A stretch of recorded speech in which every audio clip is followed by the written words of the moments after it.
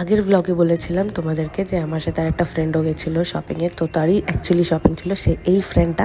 তো ওর জন্য আমার জিন্স পছন্দ করার ছিল অ্যাকচুয়ালি, সেই জন্যই আমাকেও জোর করে টেনে টুনে নিয়ে গেছিলো, কারণ ওর কাছে সেরকম একটা ভালো জিন্সের কালেকশন নেই।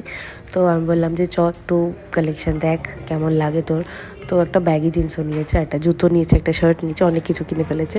তো আমি এটা ট্রাই করেছিলাম কিন্তু খুব একটা ভালো লাগছিল না। দেন আমি গেলাম ওয়েস্ট সাইডে। তো ওয়েস্ট সাইডের কালেকশন সেরা, তোমরা যদি তোমাদের বাড়ির আশেপাশে থাকে তো যেও।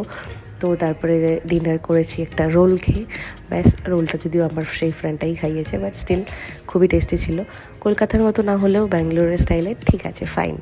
তারপর আমি একটু ছাদে গেছিলাম, কি সুন্দর লাগছে দেখো ছাদ থেকে দেখতে। তো যাই হোক, ব্যাস আমার এভাবেই কাটছে। আর ব্যাঙ্গালোরে যথেষ্ট ঠান্ডা এখন আবার পড়েছে। তো এভাবেই চলছে আমার ব্লগ। তোমাদের কেমন লাগে প্লিজ জানিও, ওটা আমার কাছে অনেক